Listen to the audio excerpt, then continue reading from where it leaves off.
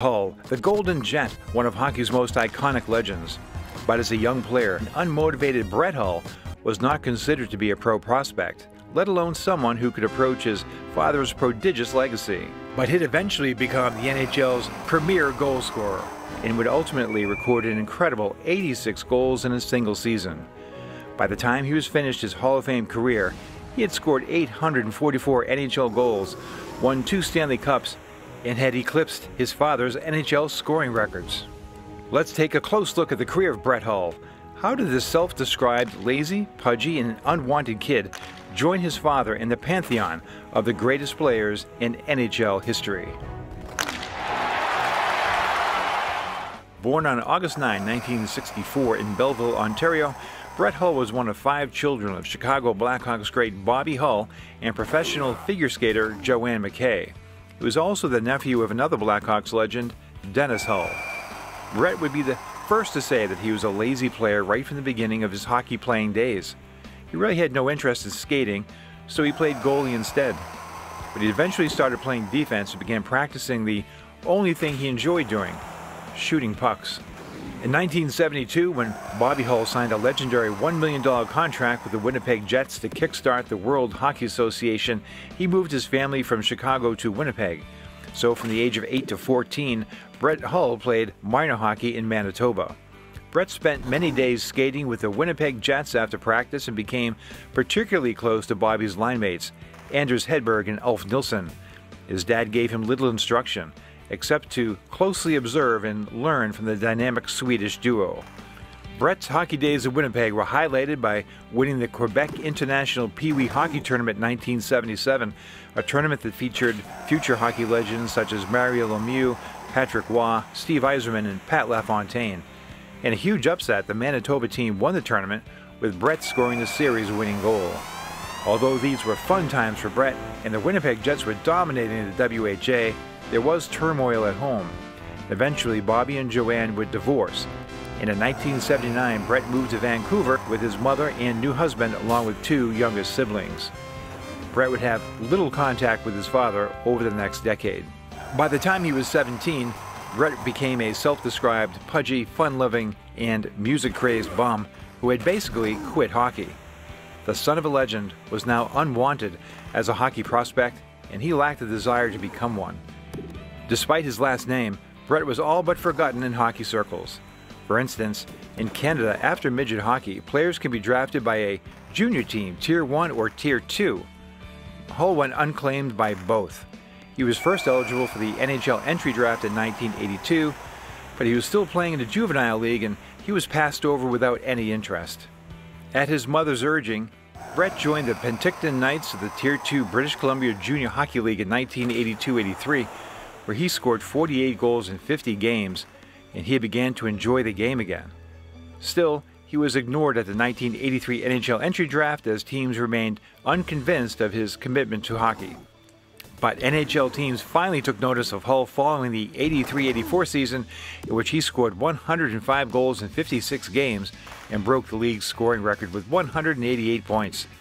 Calgary Flames GM Cliff Fletcher selected Hull in the 6th round of the 1984 NHL entry draft, 117th overall. Hull accepted a scholarship to play for the University of Minnesota-Duluth in 1984-85, and he scored 32 goals as a freshman. His skating was still poor, but he terrorized opposing goaltenders with his powerful shot. In 1985-86, he broke the school record with 52 goals. Hull was named a WCHA First-Team All-Star and was a finalist for the Hobey Baker Award as the NCAA's top player. Brett wanted to play in the 1986 World Ice Hockey Championships, and as a dual Canadian and American citizen, he was eligible to play for either country internationally. Hull was passed over by Team Canada when they had selected their squad for the tournament.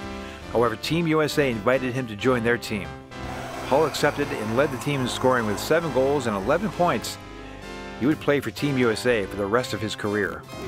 Choosing to turn professional following his sophomore season, Hull signed a contract with the Flames and joined the team during the 1986 Stanley Cup playoffs. The following season, the Flames assigned Hull to their American Hockey League affiliate, the Moncton, New Brunswick Golden Flames. Old-school head coach Terry Crisp often benched the undisciplined Hull and actually wanted to send him to an even lower minor league. But eventually, Hull earned a regular shift and scored 50 goals and 93 points and was chosen the AHL Rookie of the Year.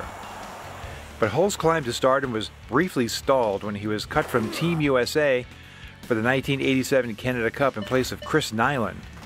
Making this rejection particularly painful was the coach of the team was Calgary Flames coach Badger Bob Johnson. Nonetheless, a few weeks later, Hull earned a spot on the Flames roster for the 87-88 season. While he was often benched and sat out long stretches of games, he still scored 26 goals in 52 games. But he didn't finish the season in Calgary. On March 7, 1988, Hull was traded along with Steve Bozak to the St. Louis Blues in exchange for defenseman Rob Ramage and goaltender Rick Wamsley. Flames GM Cliff Fletcher suspected Hull could develop into a superstar, but decided to take the risk and trade him for the pieces he felt were necessary for the Flames to win the Stanley Cup. And in 1989, they would do just that. Meanwhile, Blues GM Ron Caron had long coveted Hull and was thrilled to finally acquire him. This would be a rare trade that worked well for both teams. Caron's evaluation of Hull proved to be correct, as in his first full season with the Blues in 1988-89, he scored 41 goals. When Hull went to his year-ending exit meeting with coach Brian Sutter, he was expecting a pat on the back. But that's not what happened. I was feeling pretty good about myself. It was only my second full year in the league, and I just gotten 41 goals, and I'm going, and he called me in the office for the end of the year one-on-one meetings, and in not so many words told me that wasn't good enough. Hull took Sutter's challenge to upgrade his game seriously, and he arrived at the Blues' 1989-90 training camp at a chiseled 192 pounds. He teamed with center Peter Zezel and left wing Sergio Momesso en route to a league-leading 71 goals, and he learned to rely less on his slap shot while developing the NHL's most devastating wrist/snap shot. To Hull's dismay, Zezel was traded away in the offseason. Despite his initial protests, the trade would have a huge positive impact on Hull, as he'd now be teamed with playmaking wizard Adam Oates on the Blues' top line. Dubbed Hall & Oates, a play on the band Hall & Oates, the pair became one of the most prolific duos in NHL history. Taken down by Don Sweeney. Galley stopped Oates. Hull, it's in the net. Hull gets his second. Cavallini. Good pass to Oates. He comes in on left wing. Drop pass to Brett Hull. Right in a drive. Lost. A rebound. Hull a shot. He scores! Brett Hull on the rebound. Gets his 59th of the year. And it's 3-2. Oh, what a... Hull topped his goal total to a staggering 86 in 1990-91, while Oates served up an astonishing 90 assists in just 61 games. The chemistry of Hull and Oates was pure magic. Hull's three-year stretch between 89-90 and 91-92 may never be matched. He scored 228 goals, led the league in goals scoring all 3 seasons, and was named to the first All-Star team each year. He collected numerous league awards, winning the Lady Byng Award in 1990 as the league's most gentlemanly player, and in 1991 won the Hart Memorial Trophy and Lester B. Pearson Award as the NHL's most valuable player, as selected by the league and his fellow players respectively. His total of 86 goals in 1990-91 is the 3rd highest for a single season in NHL history. Unable to reach a contract with the Blues, Adam Oates was traded by the Blues midway through the 91-92 season. Fans had been booing Oates throughout the contract stalemate, and the outspoken Hull referred to Blues fans as, quote, losers. That's a statement he would later retract. While Hull's production dropped in Oates' absence, he remained the Blues' top offensive threat. He recorded his 4th and 5th consecutive 50-goal season, scoring 54 in 92-93 and adding 57 in 93-94. On a personal level, Brett had reconciled with his dad, and the two legends finally formed a strong father-son bond. As he continued to pile up goals, the comparisons to Bobby Hull would persist. Father and son certainly did not share the same body type or skating ability. But Brett did inherit one important physical trait, the massive Hull forearms, which unleashed the devastating power behind their blistering shots. It also inherited his dad's innate ability that gave him the uncanny knack of skating to open areas and converting opportunities to goals. From the face-off, McCaw breaks in. Across the Hull, hat-trick! Despite his amazing goal totals, Hull was often criticized for his indifferent defensive play and the Blues' lack of playoff success. He clashed with head coach Mike Keenan, who joined the team in 1994-95. Hull, who had been named team captain in 1992, was stripped of his captaincy.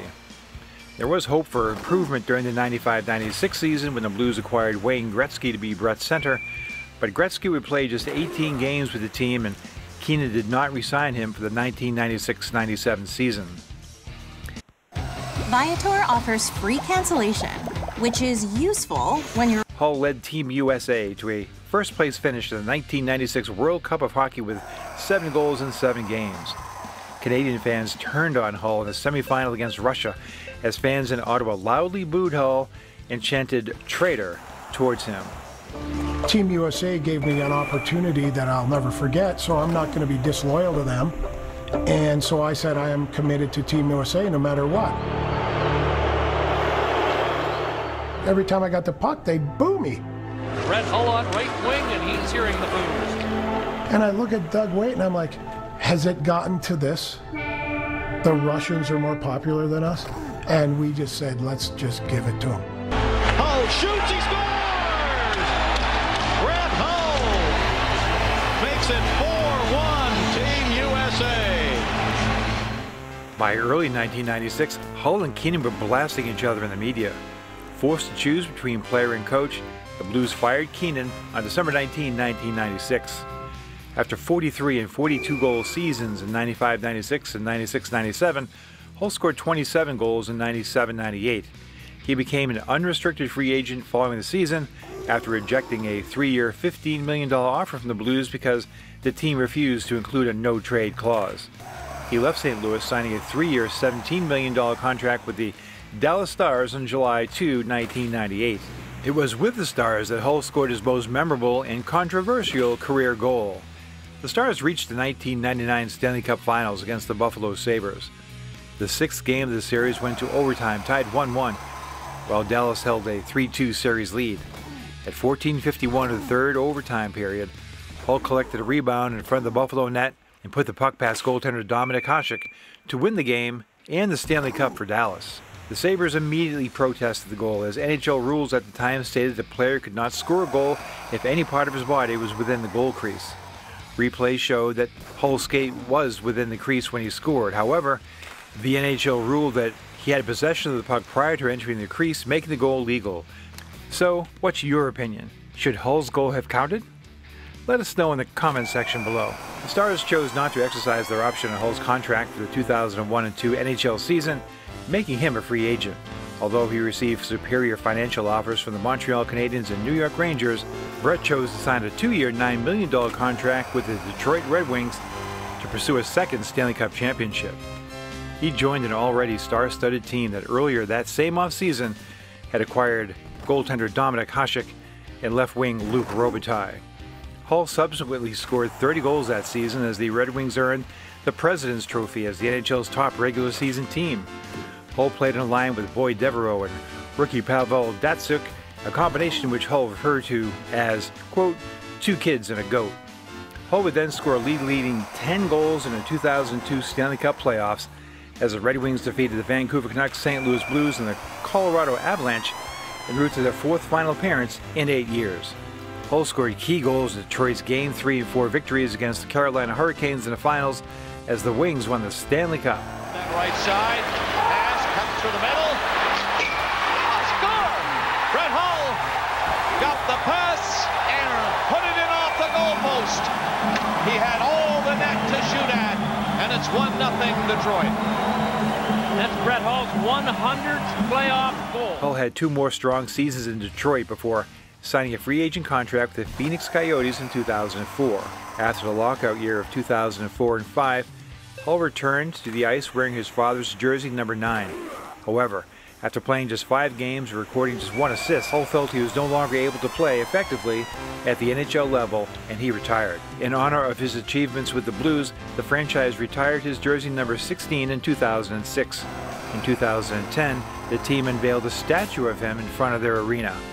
Hull was inducted into the United States Hockey Hall of Fame in 2008 and into the Hockey Hall of Fame in 2009. In his 19 NHL seasons, the man once known as the Golden Brett had climbed out of the daunting shadow of his Hall of Fame father and left an amazing legacy of his own. And he did it all while marching to the beat of his own drummer. This is part of my new corporate policy. I mean, this is the march to the playoffs. Brett Hull's record stands at 844 goals, 2 Stanley Cups, and significant accomplishments in international hockey. Bobby Hull ended his NHL career with 672 goals, but added 346 in the WHA for a total of 1,108. He won a Stanley Cup with Chicago and 2 WHA championships in Winnipeg. And he was also an outstanding international player. So who do you think had the best career, Bobby Hull or Brett Hull? Let us know in the comments section below. At Consumer Cellular, we pride ourselves on getting you the exact same nationwide coverage as the leading carriers for up to half the cost.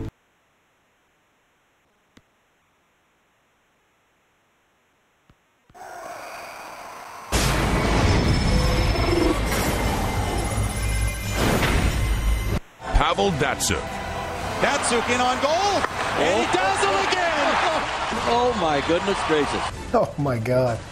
You know, the minute you see Pavel Datsyuk, you marvel at his skill level. Here's Datsyuk, cuts back, Datsyuk shoots, scores! Datsyuk has the ability to not only see what's in front of them, but what's coming from behind him. Datsyuk, a beautiful move, set up for the score! Incredible ability to handle the puck and change directions and speeds is dumbfounding. Pavel Datsyuk dangles from the blue line in. I think players that play against him now know you can't run him. You're just going to bounce off of him. Once or twice a game, he would just go through the entire team. You know, I grew up playing hockey. My father's Bobby Hull. Where does this guy grow up and learn to do these things? Datsyuk in the clear.